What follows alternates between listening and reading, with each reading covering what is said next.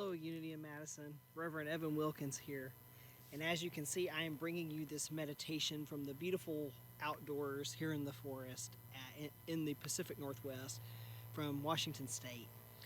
One of the things that I've really started to enjoy doing since I've been back here is coming outside for meditation. And certainly there's going to be sounds. I tried to record this once before and got sirens. So we don't have any of that right now, but there is going to be sounds. There may be the sounds of the wind. There's the occasional dog barking in the background. There could be a car go by, could be a bird, could be some insects. We don't know what it is, but the thing that I invite you to be open to and that I ask you to allow to happen is just to allow things to come as they will. The sun shining over here, trying to point right. Just allow these things to come, these sensations to come, because these are all part of living, right? It's all a part of life. So I invite you to just be open and just allow them to happen. So let's just start by just closing our eyes. Just closing our eyes and being present to this moment. Anything you may hear in the background here of my meditation, anything you may hear as background noise in the room that you're in or the home that you're in right now if you're watching this remotely. Just allow yourself to be present and allow these things to just come and go. Just acknowledge them and just allow them to float away much like a balloon on the wind.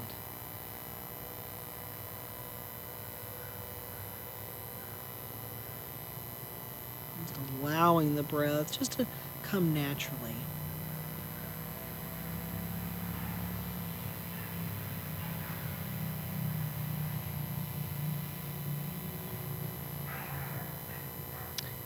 And speaking of the breath, I participated in a Buddhist meditation today at a local Kadampa center. So I want to just kind of be open to trying that. So what I invite you to do is just take a breath.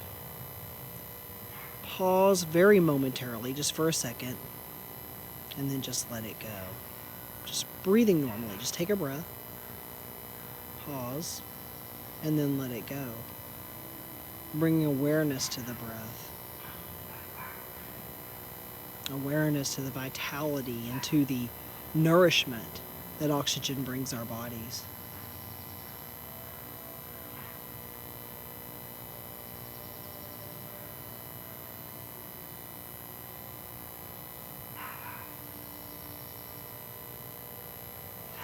One thing we were invited to do during the meditation today is on the in-breath, either to ourselves or audibly, was to say the word Om. Then when you pause, Ah. And then when you release the breath, Om. So it would be Om, Ah for the pause, and then Hum on the out-breath. So let's just try that now, just on our own. Just Om, Ah for the pause, and then Hum. Just try that with yourself, or try that to yourself right now. Like I said, it can be audibly, it can be silent, whatever feels best to you, whatever you feel called to do in the moment. But let's just continue to bring that awareness to the breath, and especially to that pause, because that pause is what acknowledges the stillness of the moment.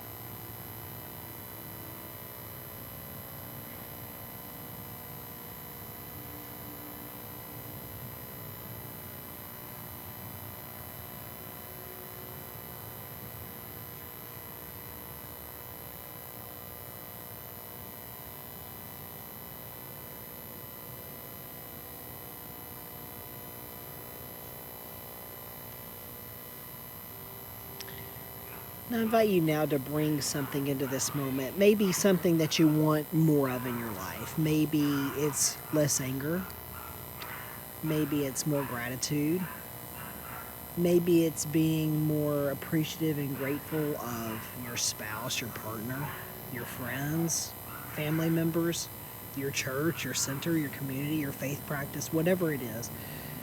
I invite you to bring an awareness of that, whatever it is you want more of in the moment, and really focus on that with the breath as you allow the breath to come. Om, ah, om. Om, ah, om.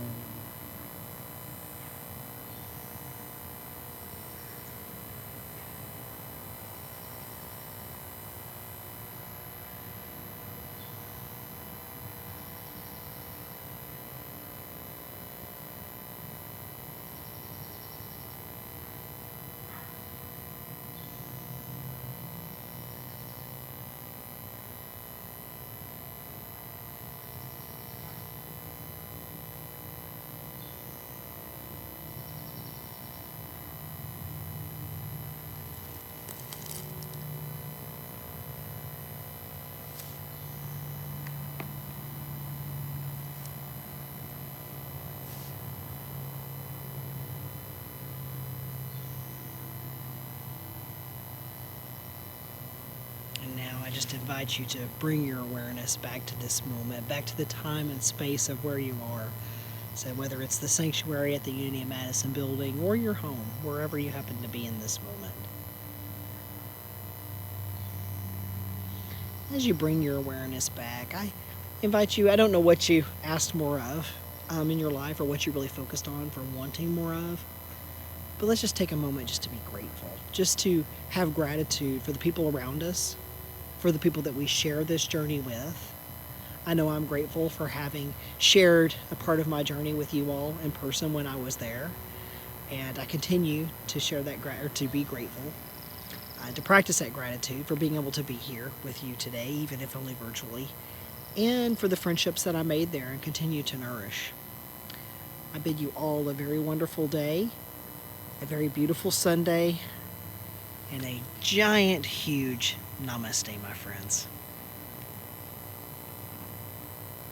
I wanted to say coming at you live, but well, it's not really live. It makes me, probably gives away my Generation X thing or age or whatever, but I think about that commercial, is it live or is it Memorex? So anyway, hello everybody, Reverend Evin Wilkins here. It is so good to be able to, I guess, virtually see you all and to feel your presence, and I hope you are all doing amazingly wonderful. I still think about you all on a regular basis, so it's an honor and a blessing and a privilege to be able to share a message with you today. And one of the things I like so much about these video messages, I've been giving a few, to different churches, and one of the things I like made me think about you, Sandra Rowley. I hope you're watching. In our jeans, our conversations on wearing jeans to church. So one of the things I like so much about this, which you all can't see, you can see I have on a t-shirt, but I also have on shorts. So shh, Sandra, you can wear shorts to church too. All right. So anyway, again, it's good to see you all, and I'm just really happy to be here with you all today. So I'm just going to delve right in. I wanted to talk about, well, let me just go back a minute. If I'm being honest, I'm not even really sure where to begin lately. I guess I have this question that bounces around in my head a lot lately, what if? Such as, what if the world truly was a perfect place? And I guess it kind of depends on our perception of perfect, right? But what if the world really was a perfect place? What if all tragedies just stopped, just ceased to be? What if we could just all be kind to one another? I've admittedly struggled a bit with that as of late. I've had so many thoughts bouncing around in my head in light of more recent events, and I know you're all aware of, the school shooting in Uvalde, Texas, the senseless continued murders of black people by police, and now we have women's rights being stripped away. What if this stuff just stopped happening? And I think about it, what is it that a person can say? What is it that a person can do in the moment to lessen the pain that we all likely feel? Because, we're all in this together, right? What can a minister do? especially when tragedies of these magnitudes are turned into political agendas and political arguments. And in that, one of our most valued spiritual principles is lost, and that is the principle of oneness. Because we're all so much more than these human manufactured political parties and factions and all of that stuff, right? And I think it's absurd to think otherwise.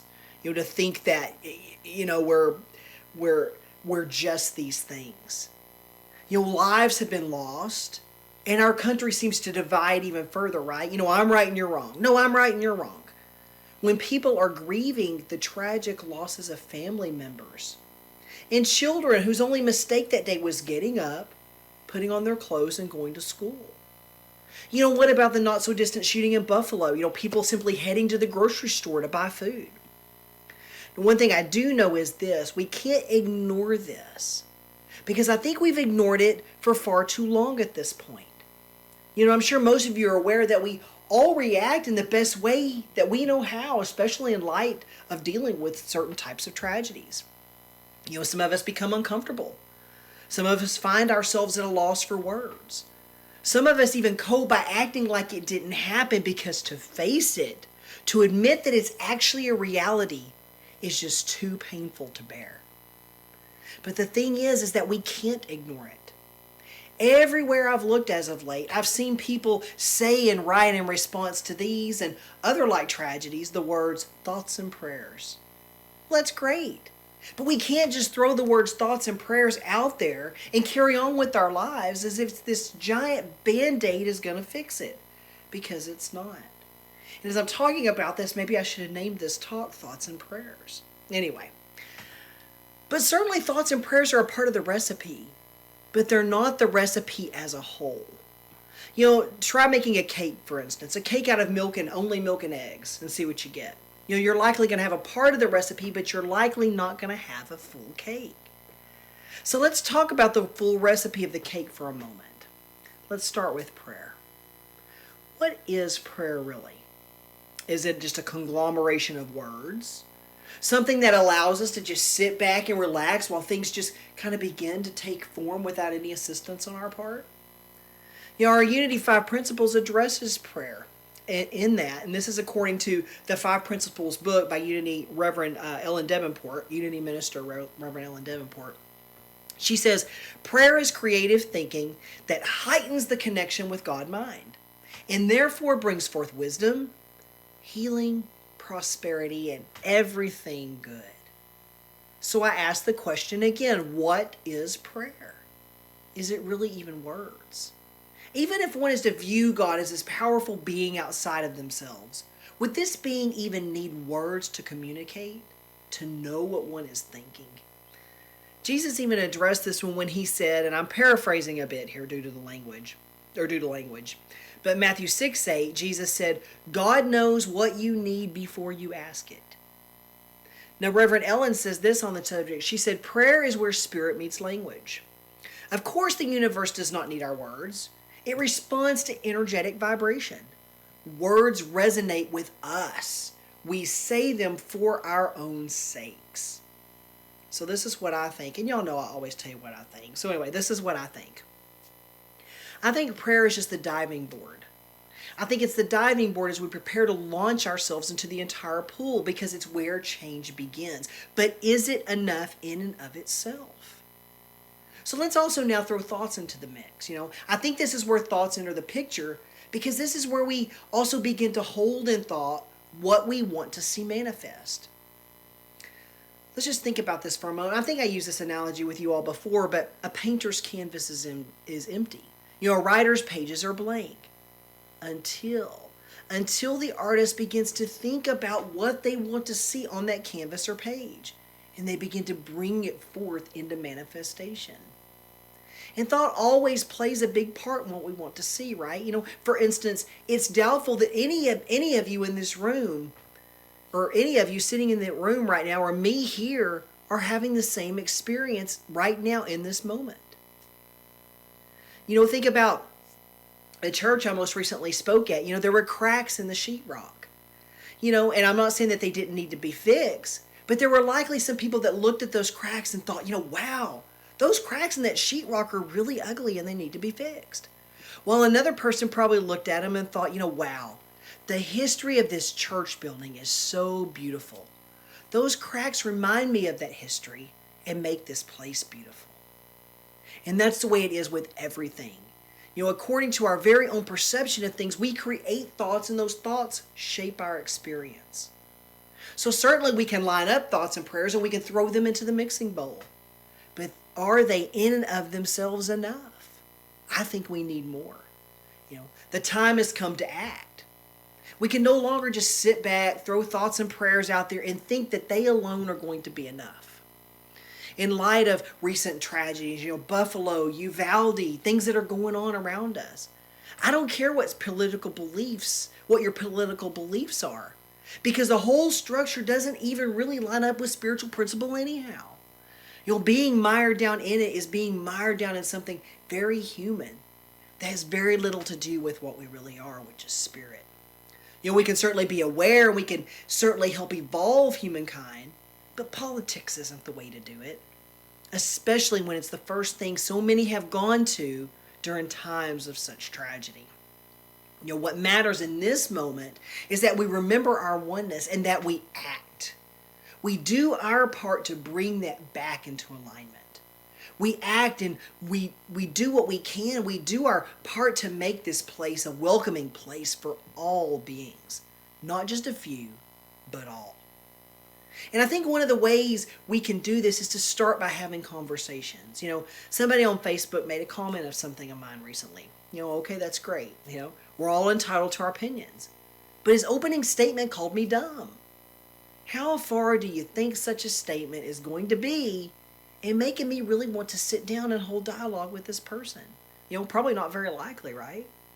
I bit my tongue because, trust me, I really wanted to lash back.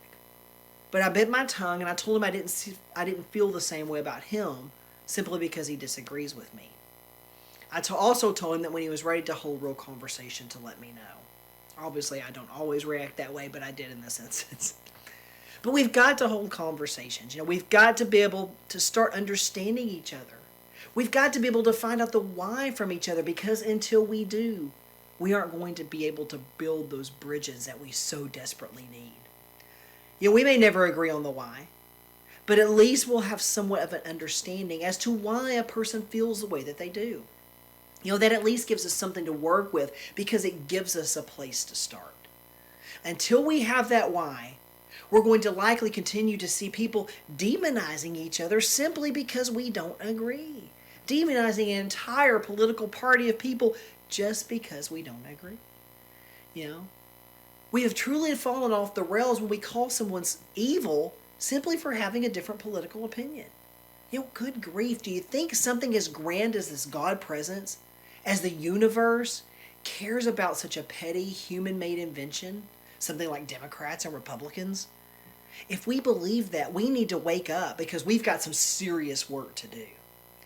And why we feel the need to continue to try to talk up politics that we agree with, why we feel the need to continue to try to sway people over to our side, I don't know. I don't know why we do that, because that's not the answer. Trust me, I doubt any politician, I don't care who it is going to swoop in and save us anyhow. It starts with us. We don't need to meet as Democrats and Republicans. We need to meet as a part of the spiritual political party, the party of one. At this point, I no longer care what political side you lean toward, what side you support. I care about what is happening around us. I care about those children and teachers who lost their lives in Uvalde, Texas, simply for going to school. I care about the people in Buffalo still grieving over lost family members. I care about what women in our country are going through as their rights are being stripped away. And I care about the fact that people seem to want to fix it by saying thoughts and prayers. And that's it. It's not working. It hasn't worked in the past, and it's not working now. And it's not going to work until we stop seeing the division and finding human manufactured labels that were created in the first place to cause division. So someone votes Republican and someone votes Democrat. Who cares? It doesn't make any one person better than the other. It doesn't make anyone less of a spiritual being. Here we fight about these petty things, these petty labels that someone at some time made up. Here we fight about these things when we have children being shot and killed at our schools. We've got to stop. We've got to find ways to bridge these gaps. We've got to be willing to stretch ourselves. We've got to be willing to ask questions and to see beyond our differences. And we've got to do so with compassion and with an open mind. We may never agree, but it doesn't mean we can't meet somewhere on equal playing ground. So should we continue on with thoughts and prayers? Of course we should. But should we stop with thoughts and prayers? No. We've got to be willing to act. And then we've got to actually act. We've got to learn to say enough. We have to be willing to step out into uncharted territory and bake a cake that no one else has baked. One that contains all of the ingredients and perhaps those we haven't used before. Part of that includes diving deep. And diving deep within ourselves and holding not only conversations with other people, but also with ourselves. And that starts with a willingness to hear things that may make us uncomfortable and to ask ourselves why in the moment. Why is it that something is making me uncomfortable? What is it in me at that moment that is making me feel discomfort? Maybe it's hearing the words that Black Lives Matter. Maybe it's hearing why having pride events is so important. Maybe it's hearing about immigrants coming into our country. Maybe it's women's rights. Maybe it's hearing about how other faiths practice, how and or who they worship. Maybe it's a talk about violence in our schools and why it needs to stop. Of course all lives matter. But until all really does mean all, attention must be drawn to those who are still missing rights that so many of the rest of us enjoy. Because if it's anything other than love, it needs to be talked about. And it needs to happen now. Now is the time to act. There is no better time. There is no other time. There is only now. And we've got to allow ourselves to feel right now. That's really important. Over the past few months, I have felt a range of emotions. I have felt immense sadness. I've felt anger. I've even felt despondency at times. I'm sure we all have, but you know what? That's okay. It's okay to feel whatever it is we need to feel in that moment. So my friend and colleague, Reverend Karen Romstand, shared something with me, and I want to share it with you. It says, when you finally allow yourself and make a safe space for you to feel what you're feeling, to follow your body's lead and let it express whatever it wants to express, you set yourself free. And that was a quote by Katerina Barretta. Namaste, everyone. Unity in Madison. I miss you all. At some point, Mindy and I will come through there, and I would like to see everybody in person. Right now, we're just enjoying Washington State, being in the beautiful Pacific Northwest with a little bit of hiking in the woods and things like that. But I miss you all. Feel free to reach out to me at any time. I keep in touch with some of you, but I'd like to hear from some others as well. So please take care, my friends. Have a wonderful, wonderful Sunday. I hope you have a wonderful, wonderful summer, and namaste.